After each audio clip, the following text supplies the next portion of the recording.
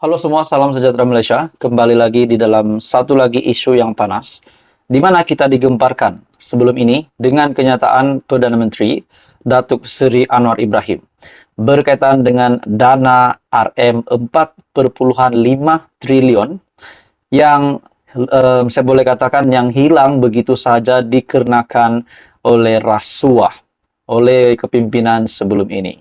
Nah, dalam satu artikel sebelum ini di mana Datuk Seri Anwar Ibrahim menyebut tentang lesapnya RM4,5 triliun tersebut, berita susulannya yang mengejutkan di mana diterbitkan dalam satu artikel apa negara boleh buat dengan lesap boleh buat dengan RM4,5 triliun jika tak lesap.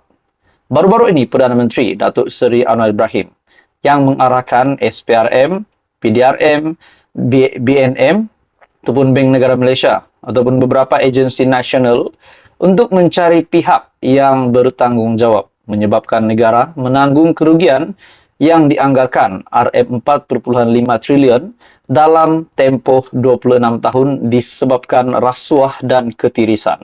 Nah, bila kita fikir secara relevannya, pada 26 tahun sebelum ini, yang terkini pun, yang pernah menjadi Perdana Menteri, iaitu Mahyadin Yassin dan Tun Dr. Mahathir, memang sah di dalam tempoh 26 tahun itu, mereka pernah menjadi Perdana Menteri. Nah, saudara-saudara, persoalannya, adakah di dalam RM4,5 triliun itu ada juga dapat dikaitkan dengan nama dua bekas Perdana Menteri itu? Nah, itu menjadi persoalannya. Ahli Parlimen Tambun itu berkata, Datuk Seri Anwar Ibrahim, perkara tersebut perlu dipandang serius kerana ia melibatkan nilai integriti di peringkat nasional. Jika ditelusuri, jumlah RM4,5 triliun bukan sesuatu yang sedikit bagi buat negara, terutamanya ketika keadaan ekonomi yang tidak menentu kini. Maka, sudah pasti ia menimbulkan kekecewaan dan kekesalan yang besar buat seluruh anggota rakyat. Sekiranya dibahagikan mengikut 26 tahun, ketirisan berkenaan setiap tahun negara kehilangan sekitar RM173,08 bilion. Bagi saya, saudara-saudara, jumlah ini bukan satu jumlah yang sedikit, sehingga menyebabkan purata selama satu tahun di dalam 26 tahun itu adalah RM173 lebih bilion. Nah, jadi saudara-saudara, maksudnya rasuah dan ketirisan melibatkan RM173 bilion dalam tempo satu tahun. Bayangkan dengan harga hartana yang melonjak sehingga RM433K pada suku pertama tahun 2022, jumlah RM173,08 bilion itu sebenarnya boleh digunakan oleh kerajaan untuk membina 399,000 lebih buah rumah dalam masa setahun kepada mereka yang kurang berkemampuan. Itu belum dibandingkan dengan harga hartanah terdahulu yang jauh lebih murah daripada suku tahun 2022. Nah, persoalannya saudara-saudara, adakah di mana jumlah ketirisan dan rasuah yang melibatkan jumlah keseluruhan selama 26 tahun ini, yaitu RM4,5 triliun ini, juga melibatkan nama bekas Perdana Menteri, yaitu Tun Mahathir dan juga Mahyadin Yassin. Nah, itu menjadi persoalannya. Jadi, saudara-saudara, apa komen Anda? Teruskan bersama di dalam channel ini. Info padu, info hangat disediakan di dalam channel ini. Jangan lupa tekan butang like, share, dan subscribe. Halo semua, salam sejahtera Malaysia. Selamat datang ke channel Fels Lifestyle. Tuan-tuan dan puan semua, akhirnya Perdana Menteri Malaysia buat satu pendedahan yang bagi saya pasti mengejutkan ramai, terutamanya pemimpin-pemimpin di kalangan pembangkang, dan juga seterunya yang paling utama hari ini yang saya dapat lihat, yang sering mengkritik kerajaan pimpinan Datuk Seri Anwar Ibrahim, yaitu Tun Dr. Mahathir. Nah, tuan-tuan dan puan, akhirnya berkaitan dengan kerajaan perpaduan, Datuk Seri Anwar Ibrahim buat satu pendedahan yang pasti mengejutkan ramai. Di mana dalam satu artikel mengesahkan kalau orang tanya apa hebatnya kerajaan perpaduan? Saya jawab, kata Anwar. Datuk Seri Anwar Ibrahim berkata, setakat ini tidak menerima sebarang laporan mengenai penyelewengan yang dilakukan oleh pimpinan kerajaan perpaduan.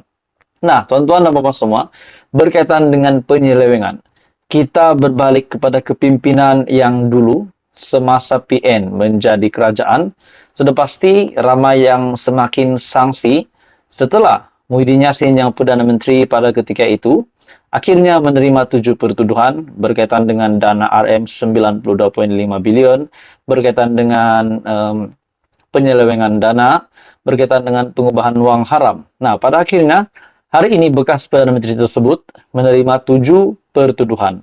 Bahkan di dalam ucapan Datuk Seri Anwar Ibrahim sebelum ini yang menyatakan bahwa ada pemimpin yang dulu yang berkuasa pernah mengaut kekayaan demi keluarga, demi kroni, dan demi diri sendiri. Dan pada akhirnya Tun Dr. Mahathir yang perasan tentang ucapan itu akhirnya mahu menyaman Datuk Seri Anwar Ibrahim pula disebabkan menurut Tun Mahathir kenyataan itu ditujukan kepada beliau. Nah, jadi saudara-saudara, bila kita bercakap tentang penyelewengan dana, setakat 6 bulan, setakat ini saya juga merasakan kepimpinan Datuk Seri Anwar Ibrahim ini paling terbaik setakat ini.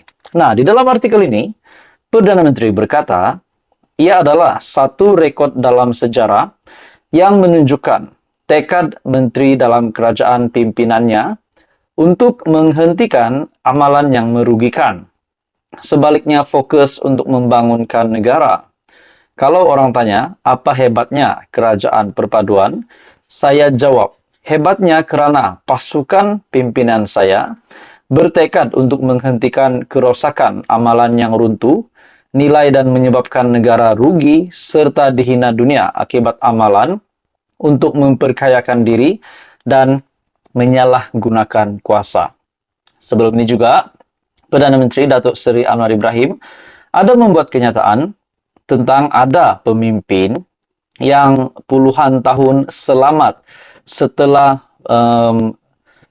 menyeleweng ataupun menerima rasuah berbilion banyaknya, dan hari ini setelah puluhan tahun masih selamat. Nah, jadi siapakah pemimpin yang dinyatakan Datuk Seri Anwar Ibrahim itu? Dan seperti yang kita tahu, Datuk Seri Anwar Ibrahim tidak mengulas lanjut tentang perkara itu. Namun, melalui kenyataan Perdana Menteri, sudah pasti beliau mungkin mempunyai maklumat siapa identiti pemimpin tersebut. Setelah bila ditanya apa hebatnya kerajaan perpaduan, beliau berkata, hebatnya kerajaan perpaduan adalah barisan kepimpinan kerajaan perpaduan hari ini tidak menyeleweng sebarang dana. Ini bagi saya kejayaan hebat orang di atas dan menteri di bawah. Ini bukan perkara kecil, katanya ketika berucap pada Convention Nasional. Kalau orang tanya apa hebatnya kerajaan perpaduan, saya jawab, hebatnya kerana pasukan pimpinan saya bertekad untuk menghentikan kerosakan amalan yang runtuh, nilai dan menyebabkan negara rugi serta dihina dunia akibat amalan untuk memperkayakan diri dan menyalahgunakan kuasa. Jadi saudara-saudara, apa komen Anda? Teruskan bersama di dalam channel ini. Untuk info yang lanjut, jangan lupa tekan butang like, share, dan subscribe. Info padu, info hangat disediakan di dalam channel ini.